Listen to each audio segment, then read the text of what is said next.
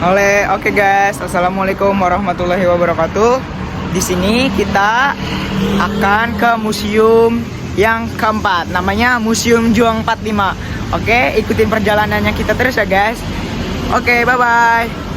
Oke guys, kita lagi jalan udah di Transjakarta ke Museum Juang 45 ya guys. Ikutin vlog kami terus. Oke, Lip. Oke guys, kita udah turun di halte bus Menteng BRI. Nah, kita lanjut jalan lurus sekitar 400 meter ke Museum Juang 45 yang ada di buku sejarah kita. Dan kita akan ngevlog ke museum ini. Ikutin terus ya guys perjalanannya guys.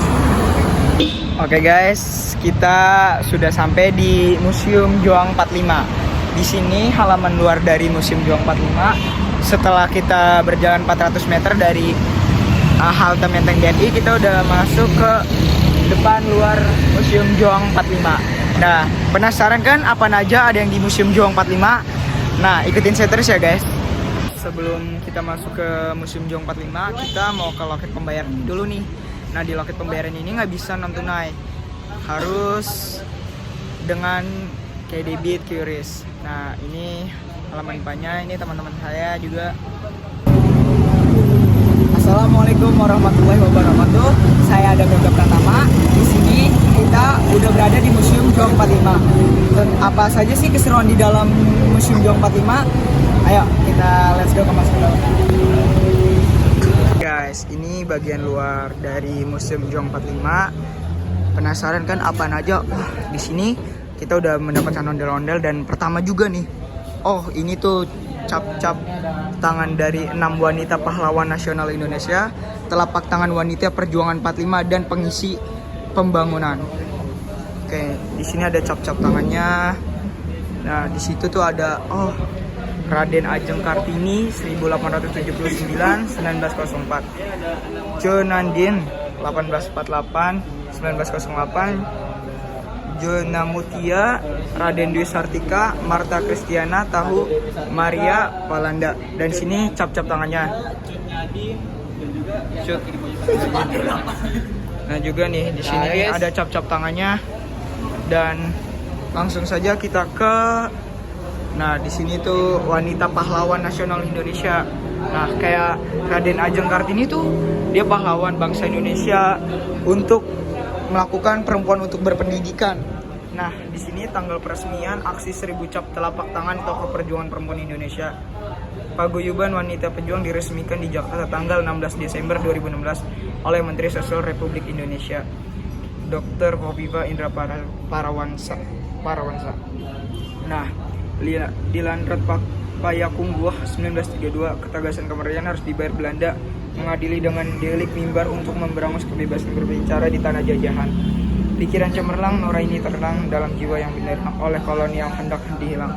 Nah, di sini diresmikannya Gedung Juang 45 Menteng 31 diresmikan oleh Bapak Presiden Republik Indonesia Bapak Soeharto, Jakarta 19 bulan 8 1974. Nah, di sini majukan perempuan dengan pendidikan agar merdeka.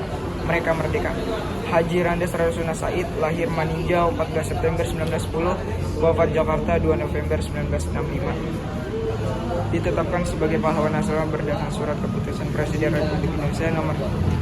Dan di sini ada patung Insinyur Soekarno, dan di sini ada patung Dr. Andes Muhammad Hatta. Nah, di sini nih tulisan Gedung Juang 45. Pada masa Hindia Belanda, gedung ini berfungsi sebagai hotel bernama Hotel Skomher. Pada waktu Belanda menyerah tanggal 8 Maret 1942, gedung ini diambil alih oleh Jepang, diserahkan kepada Jawatan Propaganda Jepang. Sejak di bulan Juli 1942 oleh Sendebu diserahkan kepada pemuda, digunakan tempat-tempat pendidikan para pemuda. Nah, di sini dan di sini ada visi misinya. Dan langsung saja kita masuk. Nah, di sini nih di Gedung Juang 45 masuk di bab 3 pelajaran sejarah. Makanya kita harus mengetahui nih di Gedung Juang 45 dan kita biar tahu alur cerita dari bab 3 itu apa. Oke, ikutin saya terus. Nah, Saya buka pintu, udah ditemukan oleh Sukarni Khairul Saleh. Dan di sini patung-patung saya buka mukanya Insinyur Soekarno, DRS Muhammad Hatta. Nah, di sini ruang pendahuluan perjuangan. Nah, Menteng 31 tempat pendidikan politik kebangsaan. Pada masa pendudukan Jepang dan pergerakan nasional, gedung ini digunakan sebagai markas para pemuda radikal dalam mencari aksi merebut kemerdekaan dari tangan penjajah pada bulan Juli 1942. Nah, di sini gedung Menteng 45 Menteng. Terus kita masuk ke sini. Tadi kita udah di bagian luar, sekarang kita bagian ke ruangan yang kedua. Yang pertama-tama saya akan menjelaskan tentang Menteng 31, tempat merancang berbagai aksi. Gedung Menteng 31 merupakan tempat merancang berbagai aksi dalam merebut dan mempertahankan kemerdekaan Indonesia. Para pemuda pergerakan pada waktu menggunakan gedung Menteng 31 sebagai pusat kegiatan menuju kemerdekaan, termasuk salah satunya adalah rencana membawa Bung Karno dan Bung Hatta ke Rengas Dengklok untuk melakukan proklamasi kemerdekaan segera mungkin. Nah, yang di Rengas Dengklok itu udah ada di Museum Proklamasi. Di situ ada video-videonya. Nah, terus di sini setelah proklamasi kemerdekaan, berbagai macam aksi juga dibentuk di gedung ini melalui komite Fun Aksi yang dibentuk pada tanggal 18 Agustus 1945 setelah sehari 17 Agustus 1945 setelah satu hari kemerdekaan maksudnya. Nah, di sini ada nama saya juga nih guys. Namanya kalau saya ada Mega Pertama, kalau di sini ada Malik. Nah, pemuda ada Malik ini berperawakan kecil dan langsing, mendapat julukan si Akoy karena tinggal dan kedekatannya dengan masyarakat di Buiten di Jengger Serat Glodok yang merupakan wilayah etnis Tionghoa. Nah, di situ emang banyak etnis Tionghoa. Nah, juga pada masa perebutan kemerdekaan ada Malik mengepalai kantor berita antara yang kemudian dirubah menjadi Dome oleh pemerintah Jepang. Ada Malik merupakan seorang diplomat ulampan sektor handal dengan ide-ide cemerlangnya dan pandangan politik luas dan cerdas. Nah, di sini juga ada, kita kesini aja. Nah, di sini ada Khairul Saleh. Khairul Saleh merupakan seorang pemuda intelektual kader RH dan ketua PPI bersama Sukarni dan AM Hanafi Khairul. Nah, siapa sih Sukarni itu yang ada di depan lagi patung? Sukarni, seorang tokoh muda radikal yang selalu berjuang di bawah tanah dan mengagungkan Malaka dan juga kader Palitan Malaka, namun menerima Bung Karno sebagai leader karena Bung Karno dianggap kode revolusi dan sebagai pemersatu nasional di balik keradikalan. Dan juga di sini ada koleksi-koleksinya. Khairul Saleh ketuanya. Nah, di sini juga ada Menteng 31 pada masa kemerdekaan. Pasca proklamasi kemerdekaan, para pemuda Menteng 31 melebur dengan komite Fun Aksi Revolusi Proklamasi dan berhasil merebut kembali gedung Menteng 31 dari tangan Jawa Hokokai pada tanggal 23 Agustus 1945. Dan juga Menteng pada masa pendudukan Jepang. Kalau tadi kan pada masa kemerdekaan, sekarang pada masa pendudukan Jepang. Nah, pada masa pendudukan Jepang, Hotel Skonher di Jalan Menteng 31 dikuasai oleh Sendenbu Barisan Propaganda Jepang pada bulan Juli 1942. Gedung Menteng 31 diserahkan kepada para pemuda Indonesia dan atas kerja keras para pemuda-pemuda Indonesia seperti ada Malik, Sukarni, Khairul Saleh, dan AM Hanafi. Gedung Menteng 31 dijadikan asrama Angkatan Baru Indonesia. Kemudian Gedung Menteng 31 dijadikan markas pusat tenaga rakyat atau Putra yang didirikan pada tanggal 9 Maret 1943 oleh Badan Pertahanan Jepang mewadahi dan mengendalikan kaum nasional. Dan juga kan tadi udah ke Menteng pada masa kemerdekaan, Menteng 31 pada masa pendudukan Jepang, dan pasti kan ada juga nih yang kurang nih ya. Pasti itu Belanda. Menteng 31 pada penjajahan Belanda sekitar tahun 1930-an. Daerah Menteng merupakan hutan yang banyak ditumbuhi Sekarang Menteng kan banyak kota-kota besar. Nah, pada zaman dulu tuh Menteng, daerah ini merupakan tanah milik orang Arab yang kemudian dibeli oleh pemerintah Hindia Belanda dan dijadikan pemukiman orang-orang Belanda. Seiring perkembangan kota Batavia, dulu kan nama Jakarta masih Batavia. Nah, serta perdagangan hasil bumi ke mancanegara semakin meningkat pada tahun 1938. Alexis Komher membuka hotel di daerah Menteng dengan nama Hotel Komher yang terletak di Jalan Menteng 31 sekarang. Hotel ini dipergunakan khusus para pedagang asing, pedagang-pedagang luar negeri, pejabat tinggi Belanda dan pribumi yang singgah Batavia. Oke guys, sabar kita sekalian nunggu. Pada penasaran siapa tuh AM Hanafi lah. Ya kalau ada Malik udah saya jelaskan. Nah ini AM Hanafi. Gedung Menteng 31 tidak lepas dari kisah AM Hanafi, pemuda Bengkulu. Oh dia berasal dari Bengkulu guys. Ini disebut sebagai anak-anak emas Soekarno setelah bertemu Soekarno pertama kalinya di Bengkulu saat beliau dibuang oleh pemerintah Hindia Belanda. AM Hanafi dikirim ke Jakarta untuk merasakan air suci perjuangan, kemudian aktif di Gerindo. Setelah pertemuan merasakan air suci perjuangan, pertemuan dengan Adam Malik. Oh dia tuh sebelum dibuang. Oh jadinya tuh AM Hanafi ini dibuang oleh pemerintah Hindia Belanda. Nah, pertemuan dengan Adam Malik dan Soekarni Khairul Salam membuka asrama Angkatan Muda Indonesia di Gedung Menteng 31 dan menjadi sekretaris umum. Nah, itu saja sih penjelasan singkat dari saya.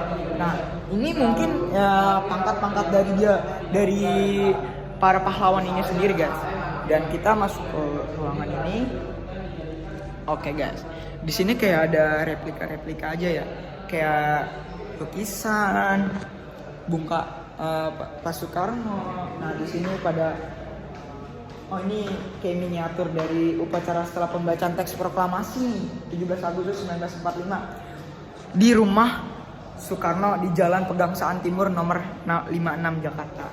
Nah di sini tuh pada mobil-mobil zaman dulu lah yang dipakai presiden-presiden kita, para pahlawan kita kayak Jenderal Sudirman, terus Soekarno, Muhammad Hatta dan lain-lainnya.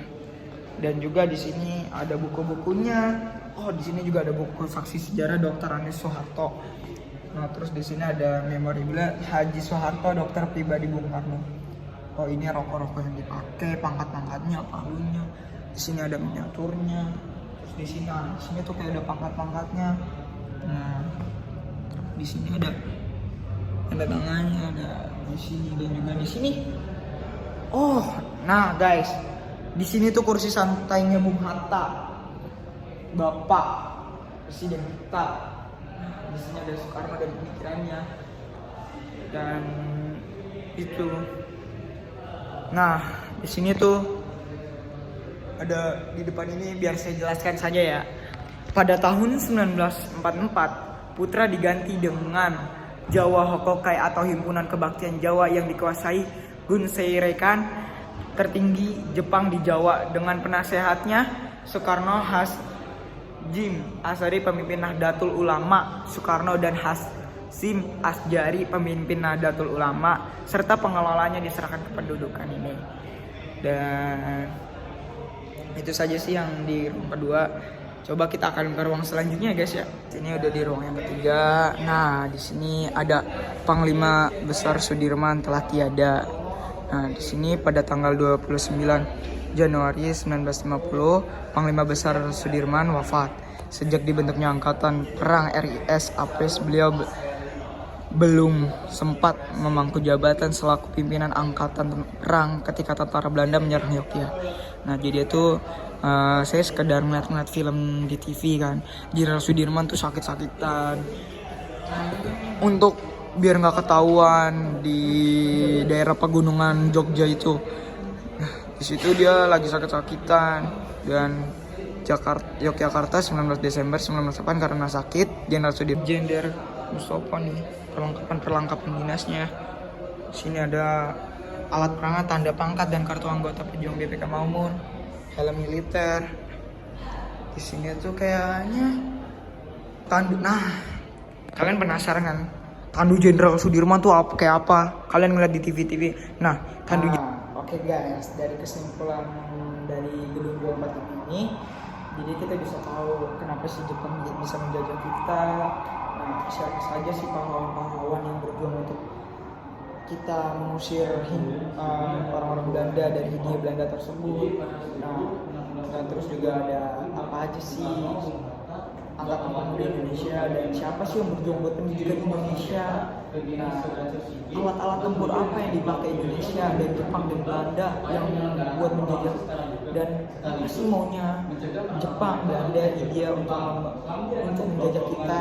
Nah, itu bisa kita sebutkan. Jadinya kita harus mengetahui nih dari buku-buku sejarah yang saya pelajari di sekolah saya yang Bu Rati ajarkan. Kenapa sih kita harus ke museum? Nah, ini dengan kita harus mengetahui rancangan-rancangan Indonesia. Ya, Indonesia sih dijajah bukan sekedar dijajah. Nah, orang-orang tertentu pasti ada niatan untuk menjajah negara kita. Nah, sekarang negara kita merdeka, sudah merdeka, dan kita jangan lupa dengan pahlawan kita. Dan kita harus melestarikan museum, makam-makam pahlawan. Itu saja sih yang bisa saya masukkan dari bab 1, bab 2, bab 3, bab 4, dan 4 museum yang saya jajah. Jadi saya mengerti kenapa sih Indonesia bisa dijajah dari ini dari berbagai negara, tapi Indonesia tetap berjuang buat negaranya, dan Indonesia bisa berdiri di tangan sendiri. Mungkin saja saya dari itu, kurang lebihnya mohon maaf. Saya dan Nabi Muhammad. Wassalamualaikum warahmatullahi wabarakatuh. Terima kasih.